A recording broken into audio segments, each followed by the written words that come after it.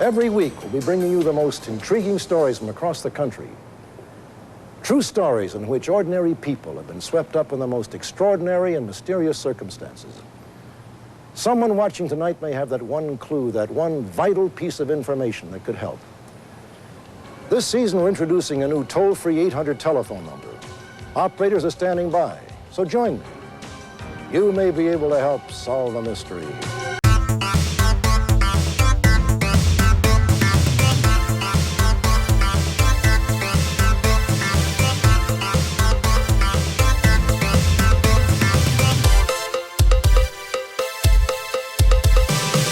Hey, I'm Joe. I'm Ken. I'm Andrew. And I'm Dan.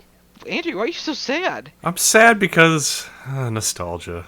Aww. I will say that I did feel quite a bit of nostalgia once that main theme hit on the original. Oh man, the hair is standing up after that theme started up again. Just oh man, it brings me back. I wish I could share. Have you ever tried not being so young?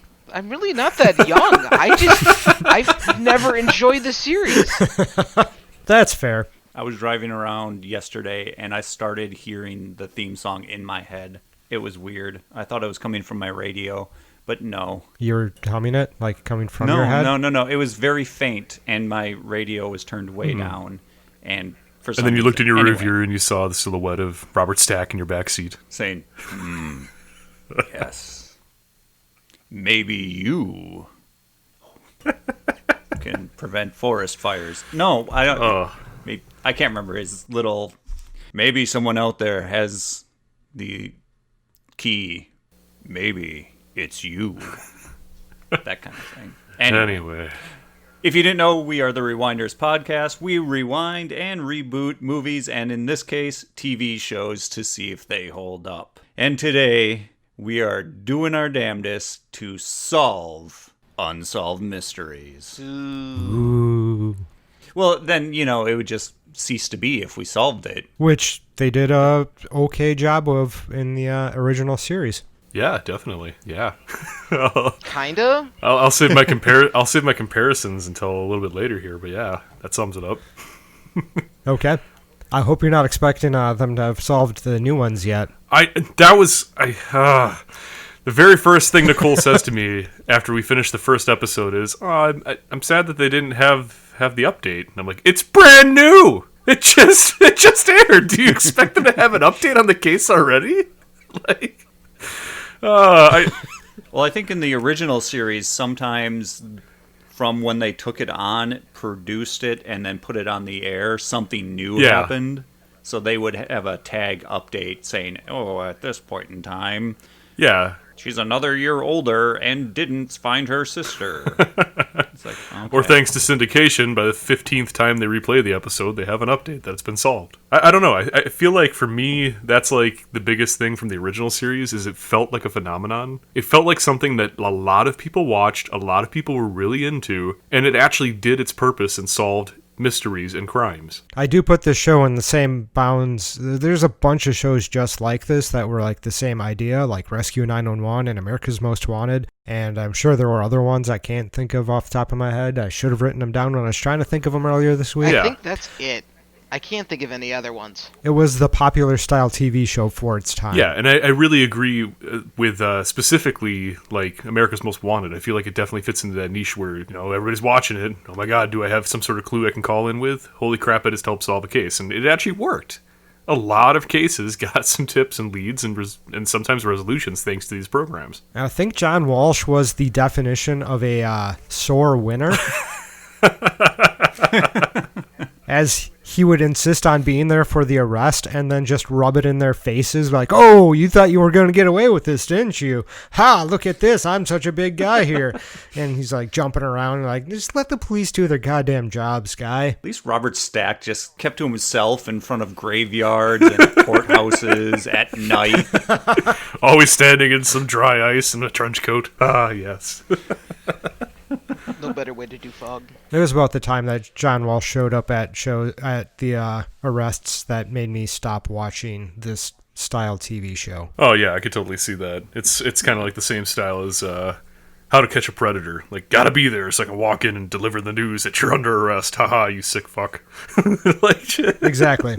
But, like, you're equally as sick of a fuck Wanting for to wanting watch to. yeah, because he's sitting there getting he's getting off on the fact that he gets to go deliver the news personally. Like, just let them do their jobs. You're only better because you're on the right side of it. Yeah, exactly.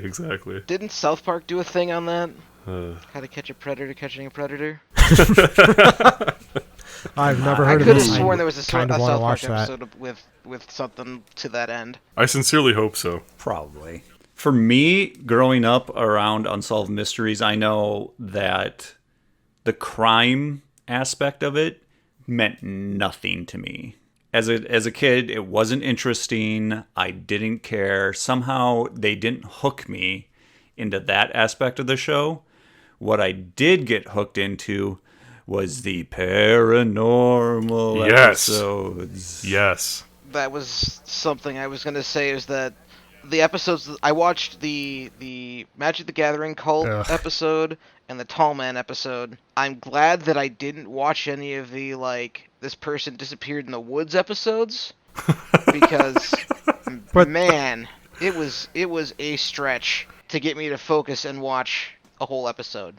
As an adult, they're not the overall stories that they're telling, and I say stories loosely because they're real things happening to real people, are more interesting, but the hair, what they're wearing, and that the fact that it reminds me of news photography, in that they're going out and getting it, and you know that they're maybe doing 2 takes, and they're just like, yeah, good enough. Okay, no one forgot their lines, no one screwed up, no one tripped and fell. Good, done, it's in the can. Move on. And it is the joy that when you're working with people who are actually involved in the case, the family members, the police, you're not always going to get the greatest Quality? in the way of line delivery and stuff like that. Yeah. But you really got to super appreciate what they're doing. I'm sure they had a great budget for the reenactments. I mean, maybe it was. It seems, like you said, especially the people who were involved and then became part of the reenactments. Wow. Woof. You can get better acting out of community college theater. Yeah. Pretty rough. I'm just gonna preface this. I got nothing good to say about any of this, so Ouch. Very ouch. laying it on real heavy with Dan mode this week. All right. Well, I guess I'm just piggybacking off of your comments then, Joe. This is a pretty big thing for me back in the 90s. I mean, I can't recall any Sunday, I think it was, when this is on, where I didn't sit down and watch Unsolved Mysteries, X-Files, and Simpsons. I mean, this was like the 3 for me every single Sunday night, so... This, for me, exactly in the exact same way you said. I didn't care at all about the crime aspect of it. It was all about the supernatural, the ghost stories, the disappearances, that stuff. I mean, that stuff chilled me to the bone when I was young. So, I mean, I can't even remember how old I was when I watched this. I was probably ballpark, I'd say maybe like somewhere between 5 and 8. So it was right around that perfect time, I guess. It's definitely stuck with me. It's always been part of my pop culture past. I've always enjoyed Unsolved Mysteries, and I actually hadn't watched it since probably maybe, I don't know, the very, very, very early 2000s. So going back, it was kind of interesting to see it all again. Yeah, I'm pretty much in the same boat. I remember actually making efforts to watch this show along with all the other crappy shows I mentioned earlier, and Cops was the other one I was trying to think of. But yeah, I definitely made an effort to watch it. I think I was also pulled into the murders or missing persons or whatever. I was pulled into it, and I'm pretty sure the supernatural also was doing things for me. Yeah. And it sounds like Dan was recording episodes every week to watch later on. I've never watched any of this prior to this week. Never once. Oh. Then how can you say it's not your kind of TV show if you didn't watch it as a child? Because I'm watching it right now and I am not enjoying a single second of time. Okay, let me tell you. Whoa. Child self, prior to actually being able to think for myself and make my own thoughts, thought this was a really well put together and fun show to watch. And be like, wow, that's really really compelling. However, every time I watch this show now, and I sure hope that we're not jumping the gun here, I'm just like, wow, that is just terrible policing. You mean you brought in a psychic to do your job? What a terrible use of time. You could have been doing so many better things with your time. Very, very true. So Dan, I just want to go back to your comment about not a single second of enjoyment. Are you telling me that you don't even enjoy the screen time of Robert Stack? Nope. Wow. Wow. I like that guy's voice. It definitely is the That's why they didn't recast him. You just can't. Mysterious Mysteries song sound. Yeah. And I thank you, Joe, for providing the clip from Basketball before this recording, because I had completely forgot that was a thing. Basketball is one of my favorite movies. What? So he sent over the clip from Basketball. There's the point in the movie where they do an Unsolved Mysteries bit, and it's long, it's lengthy, it's got tons of Robert Stack goodness. He swears multiple times. It's funny as hell. They kind of riff on the fact that, you know, my favorite line, I think, from the whole thing was, what was it? It's going to bother me if I don't have the exact quote, but it was something along the lines of, their neighbor saw her leave with nothing but a steamer trunk and a couple other things. So it's just like, you know, making a quick getaway in the middle of the night with a fucking steamer trunk had me chuckling. But yeah, Basketball has always been one of my favorite movies, and I completely forgot about that because I haven't honestly watched it in probably about a good half decade now. And I completely forgot that was even a thing until you posted that, Joe, and I was just in stitches watching it the whole time. Good. It was like finding a good friend again, like an old friend that you forgot. I have yet to watch Basketball or that clip. I didn't see that Joe posted a clip. It's good. It's funny. It may be not as funny if you haven't seen the movie. It might have been the one that I clicked on that I thought was going to be a Unsolved Mysteries thing. I was like, okay, well, I'll go actually find some episodes, and then clicked around on episodes. I might have almost gotten there. Almost. So does any of us who watched this when we were younger have episodes that stick out? No. Queen Mary. Yeah. Queen Mary always stuck out to me. So that was the big one for me. And then once you reminded me of the Tallman House, that was another one. But I don't know, the Queen Mary, and then there's probably a couple other ones, but there's so many episodes to sift through. It would probably take me actually finding one and being like, oh yeah, that's that one that I got freaked out about. What was it about the Queen Mary episode that made you remember it over the years? I don't know. Growing up, I always loved shipwrecks, and I always was fascinated by them, Titanic and everything else involved. So just that story of just the guy just walking around the ship and getting down to the bow of the ship and hearing the sounds that he heard and having them have a recording of it always stuck with me. Mm-hmm. Like, that was some spooky crap.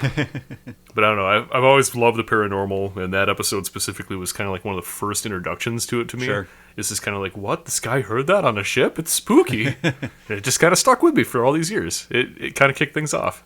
But between that and the Tallman episode, like, those definitely were blasts from the past for me, going back and watching those again. The Tallman episode, I forgot, was very, like, it was acted pretty poorly, obviously. Mm-hmm. Like, it was very campy. But outside of the camp, I mean, that's a terrifying situation to be in, so it's pretty cool to actually have it reenacted on TV, even if it is pretty damn campy. So as a child, it scared the crap out of me. Yeah. Yeah, the Queen Mary episode for me as a kid, the one thing that really stuck out to me was the pool area whenever they talked about that. Yes. And I always remembered, so I had lived in Orange County for a little bit, and I have done some travel in and out of Southern California where the Queen Mary is docked in that vicinity. And I always think about getting a room there to, like, stay. So, like, the last time I flew out for business, I was like, well, I wonder if work would pay for me to stay there instead of the hotel 2 blocks away. Yeah. But that would be pretty awesome. Yeah. So I never forgot that, specifically around the pool with the footprints and the kids giggling and stuff like that. The old lady ghost jumping in, like, all that stuff. Yeah, it's like, Robert Stack slowly walking past. Another episode that always stuck out was the Gettysburg episode. Seeing people hit, the elevator's not working, but it takes them down to the basement, opens up, and then there's a field hospital in front of them, and how freaky that would be. And then one ghost looks at them, and then the elevator works again, and it goes back up, and they're like, what the heck? Yeah, that would really mess with someone.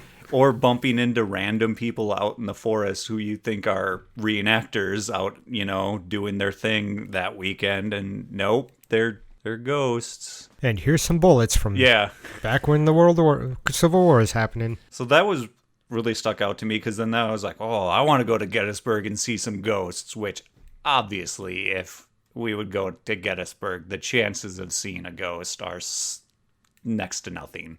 Or nothing, depending what you believe in. Anyway, another episode that I always remember, and these are all paranormal episodes because, like I said, I didn't care about anything else, was the General Wayne Inn. And the reason why it stuck out to me was because it was a fun ghost that would blow on women's necks so that they would blame the men behind them and hit them with their purses and stuff like that, or yell at them. It would set off car alarms and stuff like that. It didn't really do anything mean or anything. So that one I always liked because I'm like, oh, it's a nice ghost. I'd like to have a nice ghost around. If you believe in those things. And then you watched Casper. You know what? I don't know if I ever watched Casper. The movie version with Christina Ricci, I assume is what you mean. Yeah, and Bill Pullman. Yeah, I don't think I watched that. And Dan Aykroyd as a Ghostbuster. I think I actually watched that one. Weird. I don't remember anything about it, but... Out of all the Unsolved Mysteries paranormal episodes, though, that I saw as a kid, hands down, the Tallman House was the most memorable for me because, A, it took place in Wisconsin, and I live in Wisconsin. What? And 2... their house apparently seemingly started to be haunted after they got a bunk bed. Now, that, oddly enough, coincides with what I would suggest to be my experience with ghosts in my life. Coincided when my parents brought home a wood kind of like put it together, we built it, now you take it home and put it together kind of bunk bed thing. Oh, man. So not only was I experiencing what I consider possibly ghosts at home as a child, but I see it on TV that, okay, this is more than just what I'm experiencing. There's someone else out there experiencing it. If you believe in that sort of thing.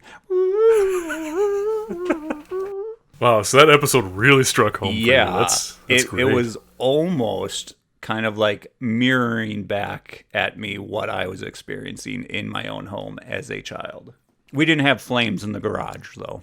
Oh, that's the best part. Now, I could go through all the weird stuff that did happen, but I don't know if that's really the point of this episode. Is it not? I don't really remember much about this show. I just remember the show being like something I watched. I couldn't tell you anything about anything I watched, so it's actually kind of amazing to hear somebody be like, oh yeah, this actually stuck with me, because I don't know, it just didn't stick with me, probably just because, kid brain, lots of things going on. Sure. Oh neat, let's watch this. All right, let's watch something else. You're so inundated at that age that not everything's going to stick with you. I think it helped that my parents watched the show as well. So it kind of was a thing where it slowed down. The other family members sat around and watched it, and we all kind of did it together. So that probably kind of solidified it, or helped solidify it. I don't know. Yeah. I also like how, and it's not exactly paranormal, but how often the show goes down the road of satanic panic. Every episode, at least the two that I watched. Not every episode. Any excuse. Every episode they could shoehorn it in for sure. Yeah. Now, as an adult who had his own, I'm not feeling like mainstream Christianity is serving me up spiritually like I think I feel like it should. Let me look around at some other things, and I found my way through, we'll just throw out earth religions, pagan religions, Wicca, that kind of stuff.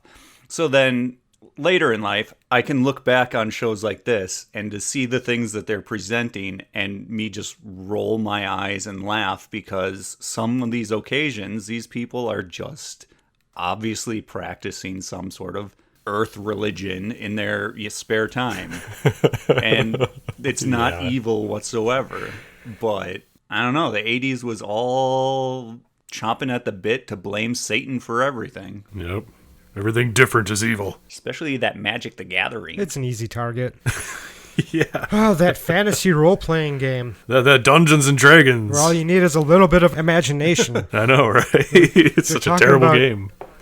God, just that description of Magic the Gathering and trying to shoehorn that into how this guy got murdered. Like, great, he played a game. And the fact that there's other quote-unquote occult stuff around his place, I guess, would be a little bit more. But, like, if you guys didn't focus so much on these side things, perhaps you could have actually made it a little bit further in the old investigation. Ken, for some people, Magic the Gathering, Dungeons and Dragons, Vampire the Masquerade, it's just a game. But for others, it's a way of life. But Magic the Gathering it's a card game. There is no fantasy role-playing. You are very detached from the cards and the cards' meaning. So it's just the name of the cards of the game that these people are latching on to. These are the same people who didn't allow their kids to read Harry Potter. Yeah, it'd be like blaming exploding kittens for 9/11. Yeah, right. There's fire and explosions. They're at fault. Well, Exploding Kittens came out after the fact. They didn't time travel. Yeah, it was a conspiracy, Joe. They held off the game's release for 20 years. The FBI and the CIA had to keep it under wraps, and then they lost control of it. But it's okay. They figured it out. It's long. It's enough time has passed. I find it interesting now that when I've went through some of the catalog of the show, by far not a bulk of it, just skimmed it, that the UFO episodes seem to be better made than the ghost episodes. And that seems a little weird because for someone like me who suggests that I have had experiences that I could explain as being ghost experiences, I also look at UFO stuff like that and kind of go, come on, whatever. Unless if it's the movie Fire in the Sky, then I go, nope. I don't know that movie. Haven't even heard of it. We will get to that movie. Oh, okay. Oh, we will. I will not watch it yet, then. Oh, no, I just Googled it. I think out of all of this, it might be the medium, because I really enjoy listening to the Lore podcast, and that's got some creepy stuff in it. I think maybe it's just the way that this is being presented to me that I can't latch on to what's being provided to me information-wise as a video medium. If it's just being spoken to me like it is in Lore, maybe, because the episode that I watched of the new series was the UFO episode, and that I knew about coming in ahead of time because there was a Lore episode about it. I don't even remember when that episode dropped. It was years ago, and I'm just like, this is poor, the way that they're handling all of this. So there is a UFO one Yes, in the that's what I was talking new about. Unsolved Mysteries. That's the one I watched. Okay. So, I mean, I only watched 2 of the episodes. I got to be careful because I might be wrong altogether, but I only watched the first 2 and passingly watched them. They were both murder ones. And I was like, oh, is this whole show just murders? That's what the new series feels like. It's just a bunch of, these people disappeared. Oh, Yeah, I'm in the same boat. it's like they were probably murdered. Yeah. Lots of trying to create drama between the characters in the show, and like, oh, it's still unsolved, but like, I missed it the first couple times I watched one of the new episodes. I was like, okay, I understand that this is Unsolved Mystery. I don't know what you're asking of us because you're presenting a bunch of stuff and you're not really asking or presenting what's holding up this investigation. You're just showing like, here's what we have. And then at the end of it's like, apparently there's a words for like 10 seconds that says, we're looking for this person. Like, oh, okay. I missed those words the first couple times I tried watching the show. But It didn't seem so much like they were trying to solve mysteries at this point, but instead trying to create a narrative. I can appreciate that they were a little bit more specific in the new episodes about timelines. Like in the original show, you're like, oh, a little while later, the dude comes back and puts a trunk in his car. And then like in the new show, they'd be like, 13 minutes later, he comes out with an antique trunk and puts it in his green gremlin. They're a little bit more specific with the facts, trying to be like, hey, jog it. But like, it still didn't seem like they were, I don't know. Maybe if I were more involved in actually watching the show. I think they do take moments to show that investigations fell short or investigations just wanted it to close and then took an easy way out. And I'm sure that happens all the time. But in some of these, like with the first show of the new series, they said a gentleman jumped off the roof to his death. And like they put the pieces together and it doesn't really sound plausible that that's the case because of his footwear and all this other stuff. What really happened was in WrestleMania 25 when Undertaker threw Mankind off the top of a cage. Could be. I have no idea if that was the right WrestleMania. I don't know either, but... You're welcome, Internet. Go for meme.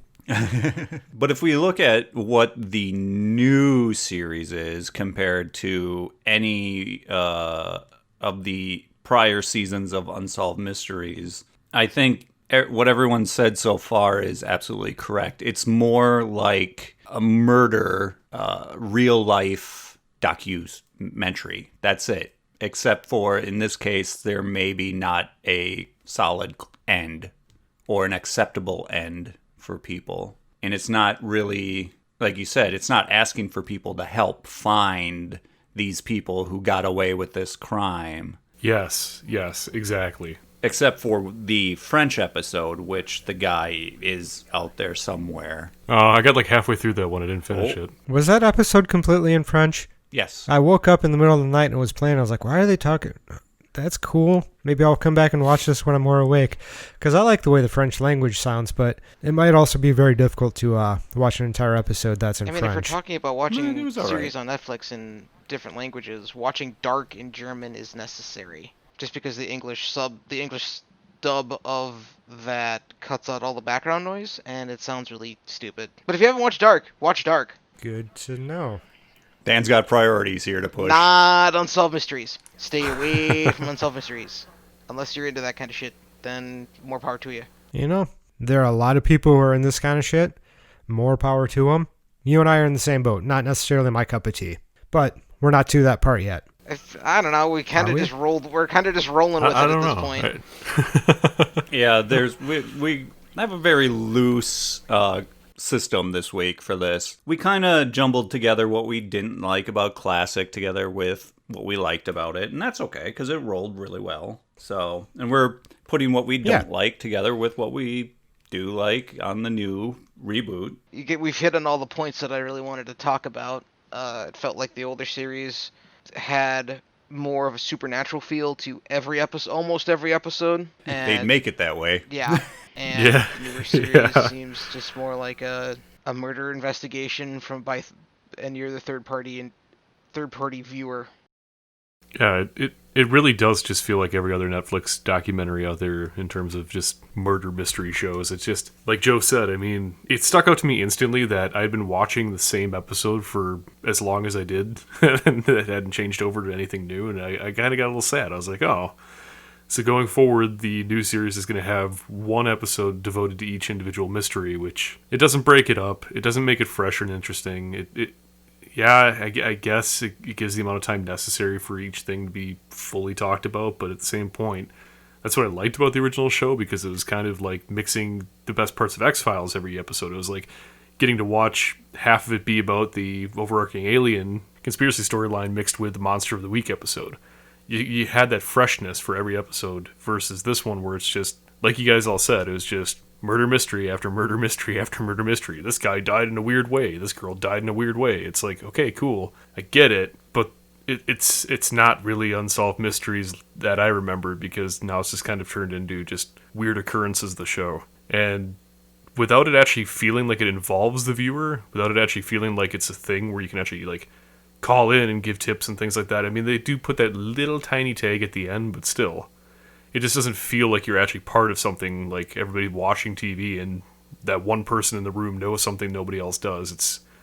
It just feels more like a well put together docuseries of people's sad occurrences, I guess. I don't know. I don't know how to really talk about it. It doesn't feel the same to me. I think the big part of the feeling is we don't have Mr. Man talking over the top of it. Yeah, the format's different. That's for sure. It's a huge part of that original series is having that voice just booming over the top of it, walking you through what you're supposed to be looking at and seeing it. The new one is definitely put together more like a documentary, and it tries to flow, but that flow is missing because it doesn't have one guy talking. Plus, it goes on for an entire fucking hour versus like a 10-minute clip of here's your case, here's what we're looking for. See, and I don't know which one I kind of prefer more, because the new version, they said that the reason why they didn't try to recast Robert Stack is because they wanted to, well, first off, I mean, you can't replace Robert Stack, he's Robert Stack, but they more so wanted to focus on the accounts from the actual people who experienced the situations. And that's why the reenactments are a little bit less produced as they were in the original show. That's why there's less narration, because it's actually the people experiencing the things talking about it fully for the full hour. And I don't know. For me, it's like 50-50. I like that there's more screen time with the people who actually experienced the issue.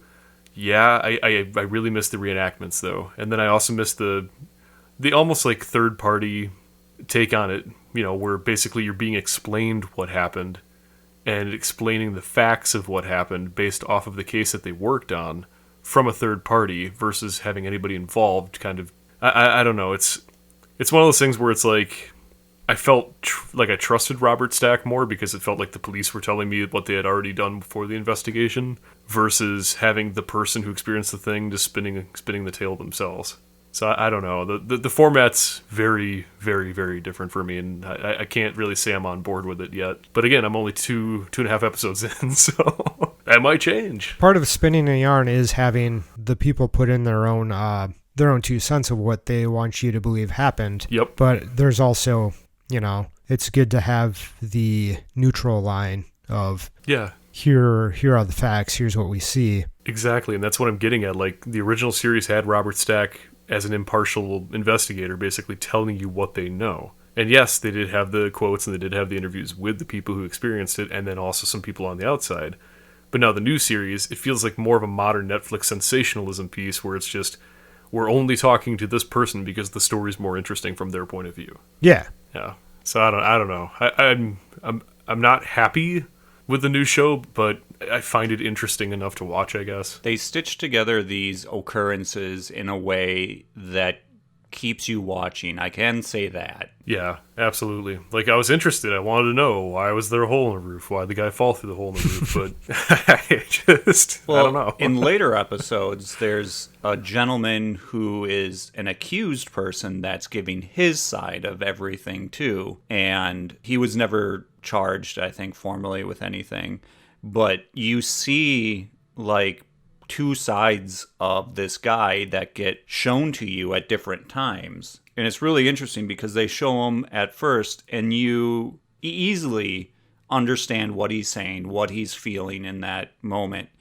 And then as the story progresses, you get the conflict comes together and you realize he's not such a plain black and white, easy to feel for person and becomes very gray. And now it's who's telling the correct story kind of pattern. And then they give it one last turn because one of these people just starts saying these really weird things that make you go, what? But the show doesn't express an opinion about it. And I think that's their way of being impartial, but it's also being served to you in a manner that keeps you interested. So details get strategically placed to pull you along, and therefore it's not like it's fully innocent of a way to present. You know what I'm saying. Yeah, I get what you're saying, Joe. I think that's doesn't mean that the show is bad. No, but it means that you have to be someone who enjoys that format. Like, you got to be somebody who enjoys like watching Forensic Files or something like that. Because that's the way that I mean, from the few episodes I've watched of that, that's how they present information to keep you interested. When I look at the reboot and the classic episodes now, the classic episodes are what I remember them being, but that style, I think, reflects a style built for television, in that style falls under the patterns of what salespeople want out of things. They want you to understand what's happening on the TV without looking at it. They want you to understand what's happening even if you're being distracted. So having a host like Robert Stack telling you everything means that you don't have to watch, and that if you're distracted, you probably can still pick up all that you need to know along the way, because they're telling you everything you need to know. Whereas Netflix, and I think TV in general right now is not, well, I'll say that, but I barely watch any live TV at all anymore, is that's not the way that it's done anymore, especially on streaming services. They know they have your eyeballs, so why not use eyeballs? Why not use your ears? If you're distracted, well, you can always rewind it and watch it again.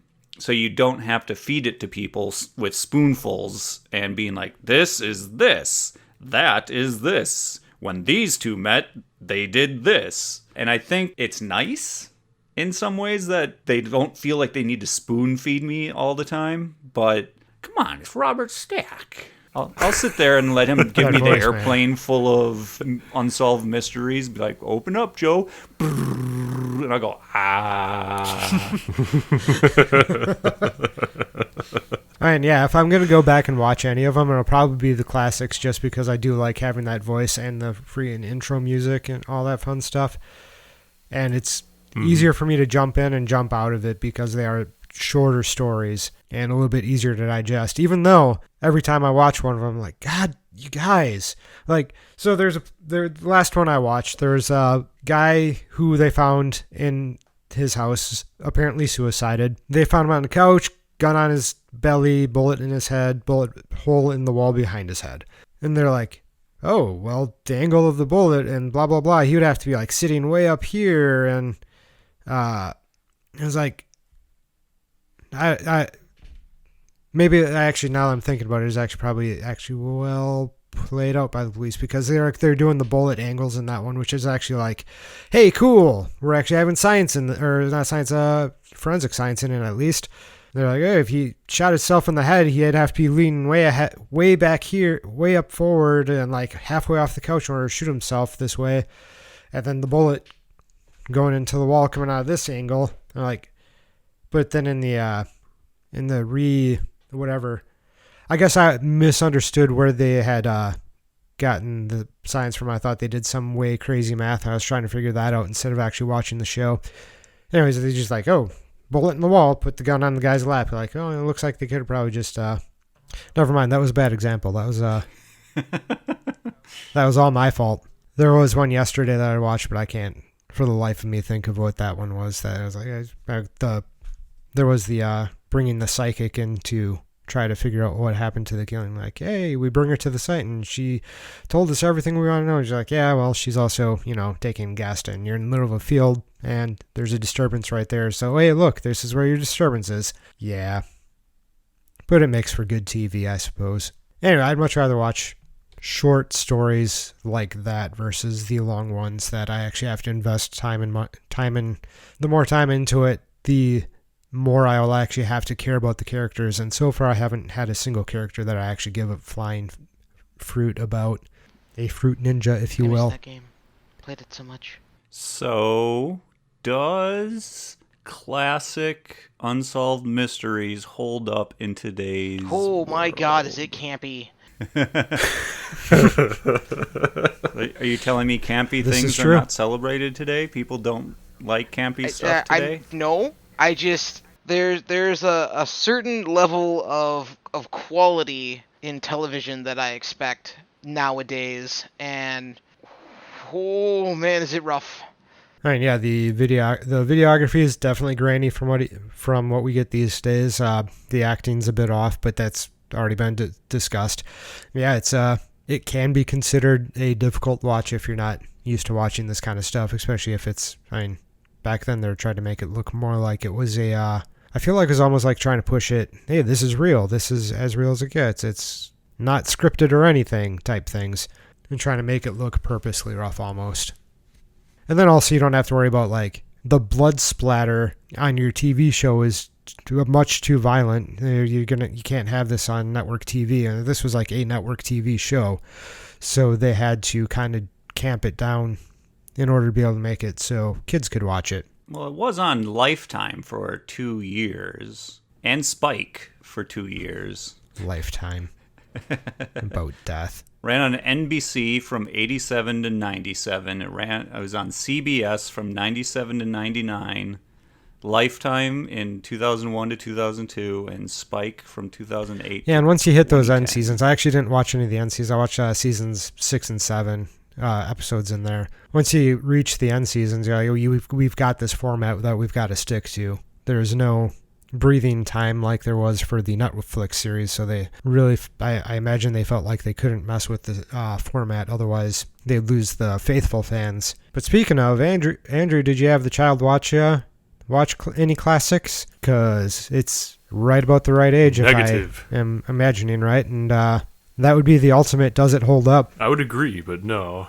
I'll give it a shot. I'll let you guys know. Fill them up with sugar, keep them up late at night, and then have them watch like the Tallman episode and a bunch of other ghost and paranormal episodes. Ooh, and then bonus, I could take them out to the garage and then tell them we're going to I totally thought you were going to tell them that you're going to I found all this wood. I found all this wood on the side of a house. Oh, hell yeah. Good I'll too. watch the shit out of Tales of the Crypt. Yep. There you go. Yeah, I'll introduce him to Creep Show and see what he thinks. So, Andy, do you think it holds up? This is just purely nostalgia speaking. I love the old episodes. I will sit down and binge them like crazy. But then again, I mean, they just added Supermarket Sweep to Netflix, and I've been binging the shit out of that too. I mean, I am a sucker for being able to like have more than one episode. I feel like so as a child, it was always catching these on TV, but now actually being able to sit down and actually have all of them served up to you in this fashion, it's hard not to want to just sit down and binge the crap out of it. So I remember trying to find episodes of Supermarket Sweep. That show was great. Right? It's so hard to find some of this crap, and then all of a sudden, poof, here it is. I'm gonna have to go and watch it. Yeah, I had a great time watching it. It was definitely memory. But yeah, it's all nostalgia for me. I can't really speak unbiased on this point because Unsolved Mysteries, I would absolutely say it still holds up, but I know it's not going to hold up for everybody who sees it. So Dan? I'm just saying, Dan. I don't have a reference to the past, so I can't say if it does or not. And my distaste for this entire genre of television has I can't give an impartial decision because I weigh so heavily on how much I did not enjoy the time that I wasted watching 3 episodes. 2 of the old and 1 of the new. Because the only one of the new was the UFO one that sounded relatively interesting, and I was bored as fuck. I was sad to see there were no ghost episodes. Yes, absolutely. But yeah, classic Unsolved Mysteries is a nostalgia train to ride and just pull that horn and be like, whoop, whoop, gonna go down for 2 hours down this route, picking and choosing which paranormal episodes I'm gonna watch. Chugga, chugga, chugga, chugga, chugga, chugga, chugga, chugga. But I seriously doubt Absolutely that anyone who never watched it before could get into it. And the Katie reboot. Did. She binged the entire season in less than 48 hours. So the new one worked for her. Yeah, I pointed out that there's some older episodes, and I think she may have watched them. I don't know if she did or not, or watched any of them. She didn't like the older ones, if I remember correctly. Yeah. I think it'd be easier to get into the new ones if you're younger and stuff like that, because that's closer to what everyone kind of understands of the medium right now. Whereas Unsolved Mysteries, definitely product of time, place, and format. And even though I would like to see a multi-story format, I doubt that that's that's going to happen. Yeah, I think they've chosen what they want to do and they're sticking with it. Classic episodes, nostalgia. Doesn't mean you can't go and watch them and enjoy them, though. Yeah, go watch them and enjoy them. They're out there. They don't take a lot of time to sit back and watch just a little bit or as much as you want. You could watch all of them if you wanted to. But you guys, all my choices are based off other people's opinions. Maybe you need to form your own. That's fair. It's difficult. I don't know how. I don't know. I wish I could enjoy it. I could enjoy this series like you guys have, but it wasn't my cup of tea. It was difficult for me to get into it, but also it took a few episodes of the classics for me to be able to actually start paying attention and get into them. It was like it is an older form of TV, so it's a little bit more difficult because it's not this, it's just an older, so it took a little bit longer for me to get into, and once I did get into it, I was able to start enjoying it a little bit more, but it was still not necessarily my cup of tea anymore. Part of it is you have so many people being on TV being sad all the time, and especially these days, it's just so hard to convince yourself to be happy. Yeah. And it's definitely not helping. I'm sorry, Ken. Well put, Ken. Well put. Well, now that we've saddened you all, that was Unsolved Mysteries, rewound and rebooted. If you could like, comment, and subscribe, that helps the YouTube algorithm. If you could share this episode or others with your friends, your Unsolved Mystery mates, your missing... Well, you can't share things with people who are missing. Your ghost buddies, your UFO pals, who also like shows from the 80s and 90s.